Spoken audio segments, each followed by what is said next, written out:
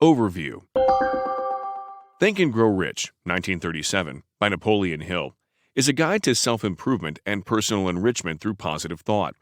The first prerequisite for success is that a person desires something deeply. Achieving a desire then requires acting as if the desired outcome certainly will happen. This in turn requires daily recitations of how much money is needed for the goal, as well as how and when it will be acquired. This process works because it is the nature of the universe to respond to desires expressed openly and frequently. When people have complete faith that they will achieve a certain goal, the goal will be planted in their subconscious mind. Faith in goals can be developed by repeating and affirming the plan with confidence. This is a form of autosuggestion that ensures that the subconscious mind will act according to the plan. A desire and plan implanted in the subconscious mind has power because the subconscious mind can send out or receive thought from the energies that all human brains share and from the higher power that is the source of creative imagination. Once a desire has been transformed through faith into autosuggestion in the subconscious mind, the next step to success is to develop the specialized knowledge that will be necessary to achieve the desired goal. Individuals gain specialized knowledge through formal education, self-teaching, or alliances with people who already possess the required knowledge. The learning process must be continual for as long as a person wishes to be successful. The kind of imagination required for breakthrough ideas must be cultivated through the combination of existing concepts into new ones. Alternately, inspiration can come directly from a higher power. Acting on these new ideas requires an organized plan executed with the help of others with specialized knowledge. Coordinating and leading this team of allies requires many characteristics, including courage and attention to detail. In order to form this alliance or make the connections needed to execute a plan for the fulfillment of a desire, people must be able to market their skills through a wide variety of channels. When people acquire the necessary specialized knowledge and direct it in an intelligent and organized way, they gain power. At this stage of the process, alliances with others are especially valuable. Successful people can make use of their power by directing their sexual energies with the guidance of love toward their goals. Love can balance and moderate the otherwise destructive or distracting forces of natural inspiration. The most successful people are decisive by nature. They do not dither or deliberate aloud when confronted with a choice. They are persistent in pursuit of their goals. This persistence arises from the strength of their desires and the confidence they have in their plans to achieve their goals. They do not worry about others who criticize their efforts. Fears are the most common obstacle to success and the reason people give up on their desires. These include the fear of sinking into poverty and the fear of death. Successful people avoid the toxic effects of fear and other negative influences, such as self-pity and cynicism. They abandon their excuses and the what-ifs that could hold them back. Key insights. 1. Success begins when a person discovers a deeply held desire and acts with confidence to achieve it. 2. A person can cultivate faith in the possibility to achieve a desire through conscious repetition of the goal and the plan to achieve it. 3. As faith increases, the goal and the plan are implanted in the subconscious mind through autosuggestion. 4. The subconscious mind can tap into the energy that connects all human brains and receive inspiration from a higher intelligence. 5.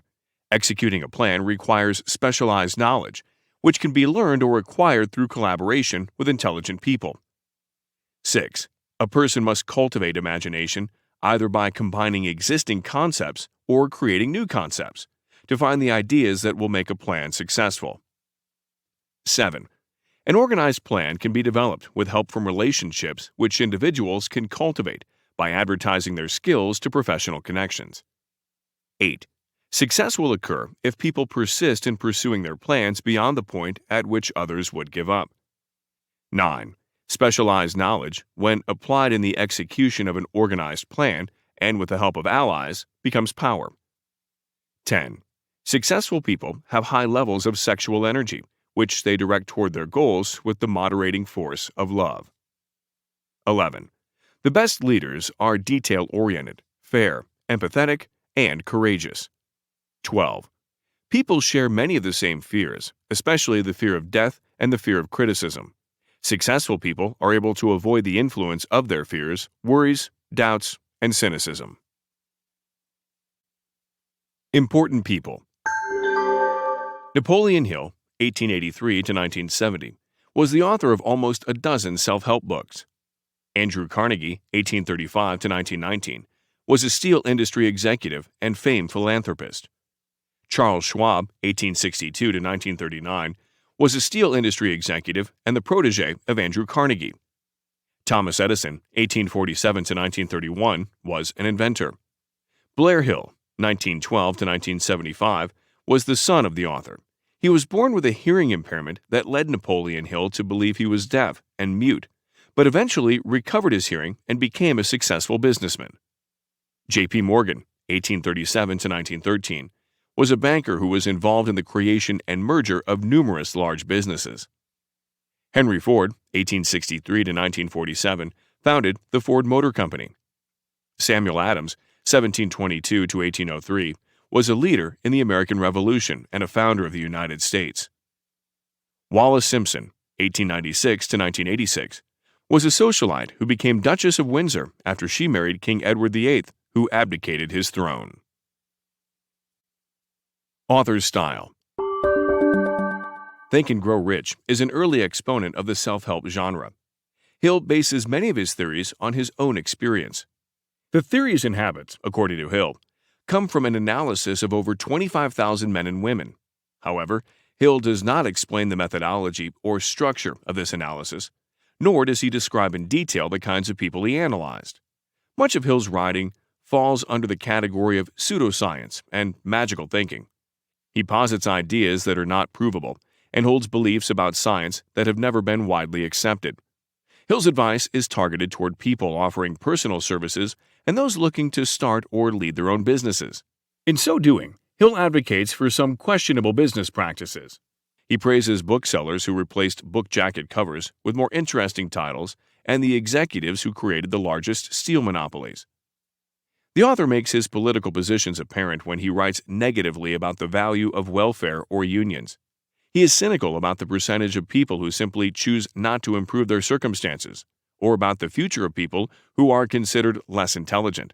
Hill refers to social issues in often insensitive or politically incorrect or racist ways.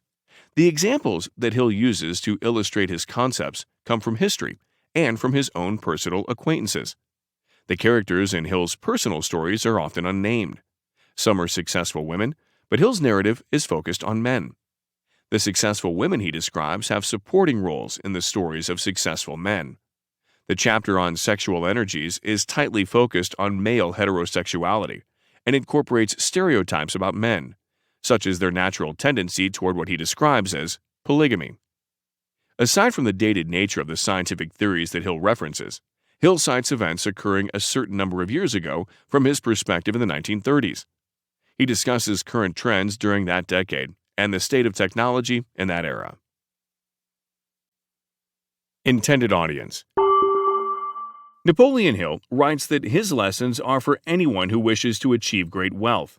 He explicitly states that his book is not necessarily for educated people or those who already occupy positions of power.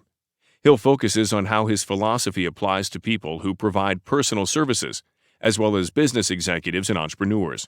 He writes based on the assumption that the reader lives in the United States of America, and that he or she is familiar with the trends and culture of the 1930s. A modern reader will find applicable topics within the book but may not be familiar with subjects such as the marriage of King Edward VIII and Wallis Simpson, or union activities following the Great Depression.